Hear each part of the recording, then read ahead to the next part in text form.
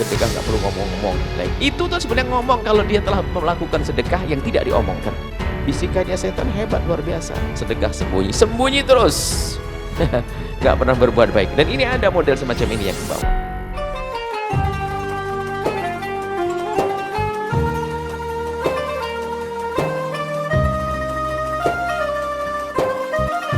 Imam Ghazali rahimahullah ta'ala dalam kitab Minhajul Abidin, betul-betul kitab bagaimana menjadikan kita itu sadar. Sesaat kalau kita terbebas daripada bisikan-bisikan syaitan, akan tapi ada bisikan dari dalam diri kita, yaitu bisikannya ammarah bisu, hawa nafsu yang selalu, bisikan hawa nafsu yang ammarah bisu, hawa nafsu yang selalu mengajak kebaikan, biarpun kadang seolah-olah hawa nafsu yang mengajak kepada kehinaan, akan tapi seolah kadang dikemas dengan kebaikan.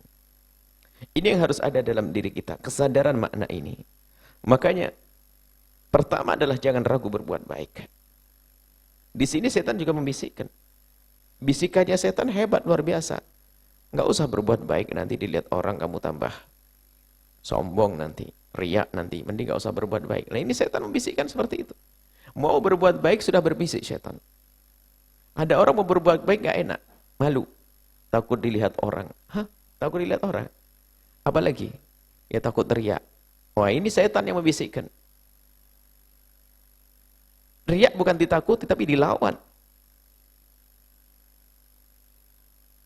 Nah ini jadi ada orang tidak mau berbuat baik, bisikan setan itu bisikan kebaikan.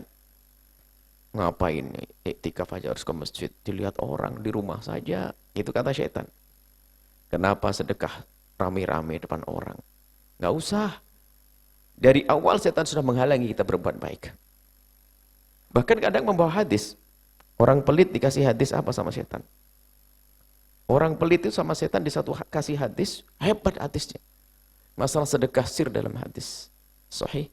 Jadi orang ikhlas itu adalah orang yang kalau berderma itu adalah tangan kanannya berderma, seolah-olah tangan kirinya yang dilihat. Maksudnya apa? Setan bisikkan. Kalau sedekah jangan kelihatan orang. Sehingga di saat setiap kali ada seruan sedekah dan bantuan, dia berkata, sedekah aja pakai ngomong-ngomong, kan kata Nabi sedekah harus sembunyi-sembunyi. Pokoknya ini setan. Kalau ada orang sering berhujah dengan hadis ini untuk beramal sembunyi, maka oleh dia sudah bersama bisikan setan. Hadis itu bukan untuk kita jadikan hujah untuk membela diri. Hadis itu untuk kita koreksi dalam diri kita. Bukan kita berhujah di saat diajak berderma. Di saat dia ada sedekah berhujah. Sedekah nggak perlu ngomong-ngomong. Itu tuh sebenarnya ngomong kalau dia telah melakukan sedekah yang tidak diomongkan.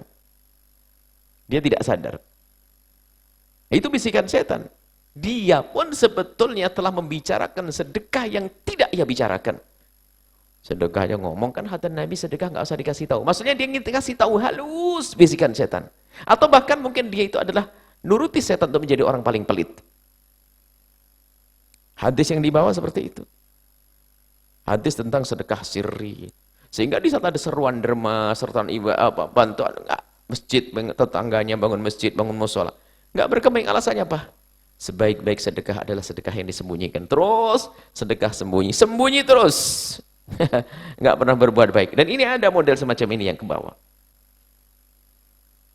Pernah kita suatu ketika dalam sebuah perkumpulan gitu, semuanya lagi berbicara tentang derma, kebaikan dan sebagainya, tiba-tiba muncul satu orang yang berkata bahwasanya, apa begini cara berbuat baik? Bukankah berbuat baik harus disembunyikan? Enggak usah disampaikan. Lupa, hadis ini bukan untuk menegur orang, tapi untuk ngoreksi diri. Kalau orang ajak seru berbuat baik, berbuat baik. Ya kalau orang berbuat baik, ya ketahuan orang, wajar, umum, biasa. Kemudian di saat kita ingin membenahi hati kita, iya berbuat baik terang-terangan ada, berbuat baik sembunyi, tapi nggak usah dikasih tahu berbuat baik sembunyi.